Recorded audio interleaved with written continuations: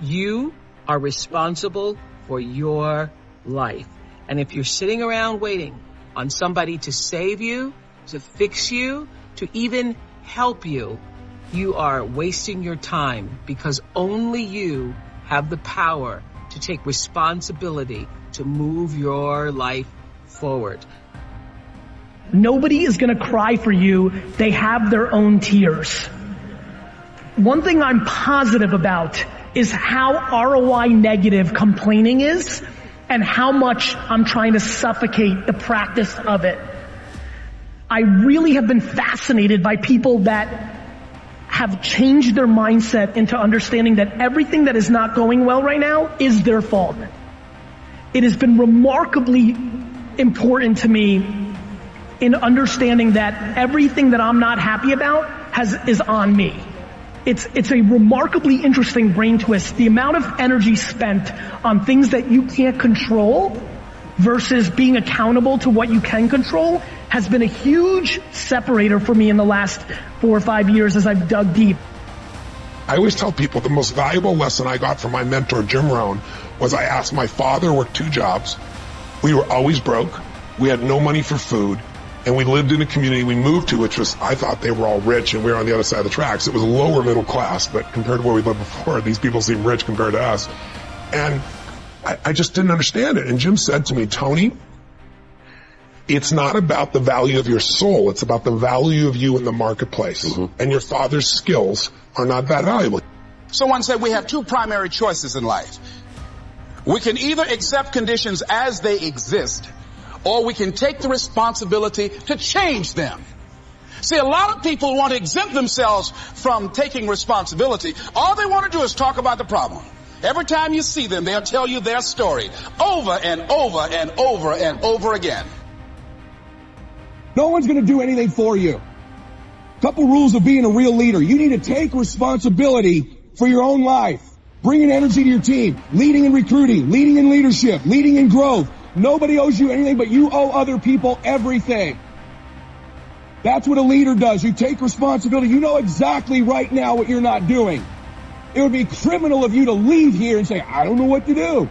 You know exactly what you're afraid of. You know exactly what you've been avoiding, and you got to make a decision to change it. You know exactly what it is. Don't BS anybody. You know what you need to do different. You know the changes you need to make. And if you can do that, you stop kidding yourself, you can win. You can overcome your fear, overcome procrastination, whatever that is. I say to people, you got to participate in your own rescue. You've got to retool yourself. There are no skill sets in community colleges today, for the most part, that are going to prepare you for the economy or a job that's there. So what is that going to do? You're just going to waste more money, more time. We need to retool ourselves. The government's not going to do it for you. And even when you're struggling, even when you're discouraged, and you feel like other people have given up on you, don't ever give up on yourself. Right now, between me and the person I want to be, between you and the person you want to be, there is a gap of skill set. And that's it. But once you know your mission, and once you believe that you can accomplish anything you set your mind to, then you can do the extraordinary. Now for me, getting out of that space of being lost, of not knowing what I wanted to do with my life, it all came down to needing to earn credibility with myself in very small incremental ways. And I knew if I was going to accomplish anything in my life, I was going to have to get control of my mind. Now ironically, there's 2 ways to get control of your mind. Way number 1 is directly going to the mind, which can be very scary, can be very daunting, very ethereal. It's ephemeral, it's hard to grab onto, it's hard to touch. But way number 2 is through the body. And so I decided that my kung fu was going to be to get very good at developing my body. And in that process, I was going to learn about nutrition, which would allow me to help my mom and my sister. In that process, I was going to earn credibility with myself. And earning credibility with yourself is so important. Do it in micro ways. For me, just showing up to the gym every day was a micro victory. I said I was going to do it, and I did it. Now you have to understand, I hate working out. So for all of you crazy people that get an endorphin rush from running, I hate you all. Running for me is like being stuffed into a meat grinder. There is absolutely nothing pleasurable about it whatsoever. So whatever neurological thing you guys get that you've been blessed with, I have not been blessed with that. So for me, showing up at the gym sucks. Eating a bowl of ice cream is awesome. And so getting to a better place for me was a totally different journey. Thank you. And what that was just showing up every day and putting in the work. It was reading about human metabolism and understanding how what I eat impacts my body. It was earning a little bit of discipline every day, knowing that, well, I did it yesterday, I can do it again today. It was not eating something that I wanted to eat. And most importantly, and if you're taking notes, write this down, it was about changing my identity. Because at the end of the day, identity and values drive behavior. Identity and values drive behavior. So if you want to make a change, you have to change your vision of who you are. You have to begin telling yourself a different narrative. And the narrative you tell yourself about yourself is everything. And if you tell yourself that you're a scared, undereducated kid from Tacoma whose family has never accomplished anything, let me tell you what you will become. A scared, undereducated kid from Tacoma who never accomplishes anything, because that's what you believe. You tell yourself that story enough, and it will become real. But on the flip side, you could tell yourself a story of, you're a learner.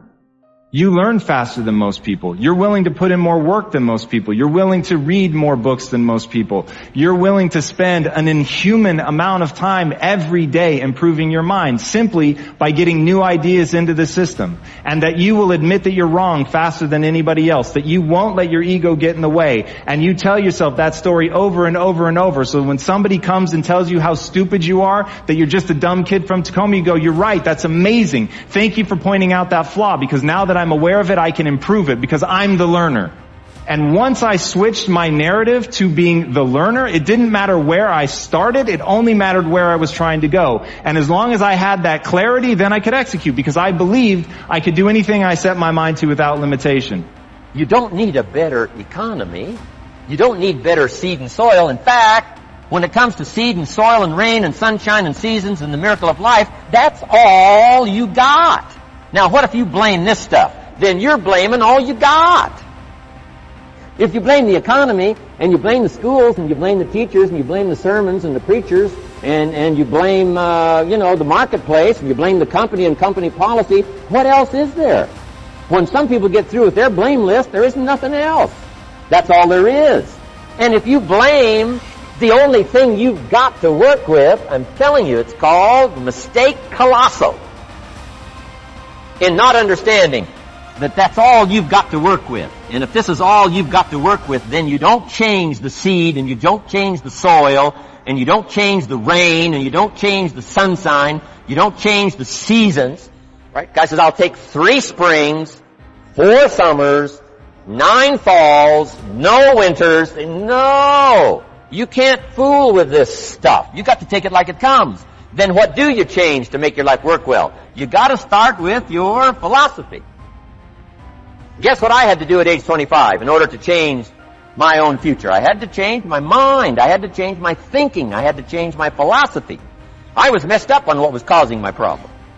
And once I got that straightened out, that all the stuff I blamed, the government and taxes and the marketplace and the economy and things cost too much, negative relatives, cynical neighbors, once I got rid of that and started going for where the real problem was, which was me, I'm telling you, my life exploded into change.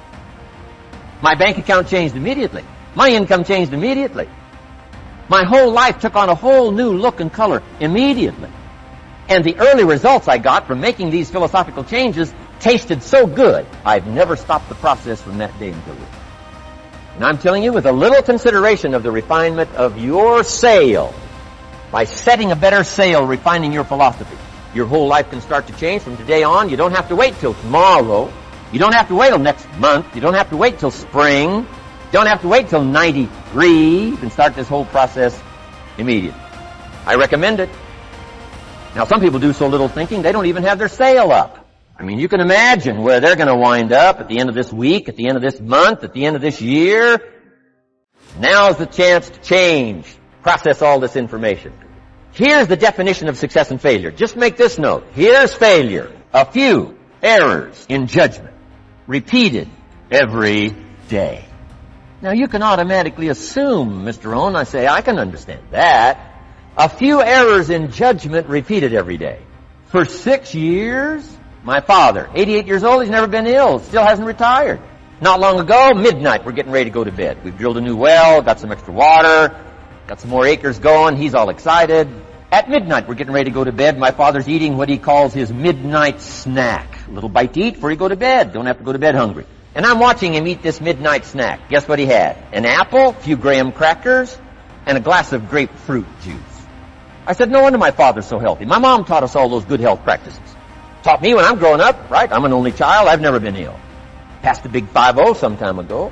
My 2 daughters, 32, 33, never been ill. My grandkids, never been ill. I'm telling you, the legacy lingers on.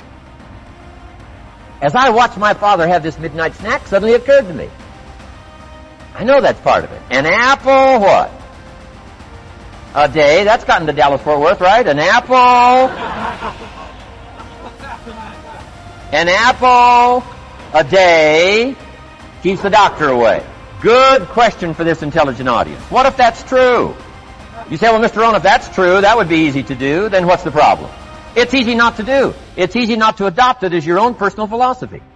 Or the guy messed up the saying. Guy says a Hershey bar a day. Say, no. No. You've been watching too much television. It is not Hershey bar. You've got to be smarter in philosophy than to fall for the Hershey bar a day when it's an apple a day. You've got to be smarter than that. And if you make that kind of an error in judgment every day for 6 years, I'm telling you, it'll accumulate into disaster. Sometimes the first year you say, well, you know, I'm so healthy now, what difference is it going to make? You've got to be smarter than that. Just because disaster doesn't fall on us at the end of the first day doesn't mean disaster isn't coming. You've got to be so smart that you look down the road and say, will the errors in my present judgment of philosophy, what's that going to cost me in 1 year, 6 years, 1 month, 6 months? I'm telling you the money cost and the health cost and the success cost is too gigantic if you look down the road a little ways and say, are there errors in my current judgment like an apple versus a Hershey bar? Is that just a good illustration of some of the rest of my errors in judgment? If it is, that's where I found myself at age 25. I started working when I was 19. I met my teacher who helped turn my life around when I was 25. That's 6 years. At the end of the first 6 years of my economic life, I've got pennies in my pocket. I've got nothing in the bank. The creditors are calling saying, hey, you told us the check was in the mail. I'm embarrassed. I'm behind on my promises. I live in America. I'm 25-year-old American male. I got a nice family, every reason to do well. And I'm messed up. Now, what's messed up? I used to think it was the community that was messed up, and the country was messed up, and the government was messed up. If those Democrats ever get in the White House, that'll really mess things up. If the Republicans stay in power, that'll really mess things up. The economy was messed up. Interest rates are messed up. I thought all this stuff was messed up. Then I found out that's not what was messed up. I was criticizing the only thing I had to work with. What was really messed up was my own personal philosophy. My own errors in judgment in my own personal philosophy brought me in 6 years to pennies in my pocket, nothing in the bank, and trying to explain why I wasn't doing well living in America, 25-year-old American male, got a family, every reason to do well. Now, once I understood this, here's the formula for failure: errors in judgment, being lax about developing your own personal philosophy. I'm telling you, it's called accumulated disaster.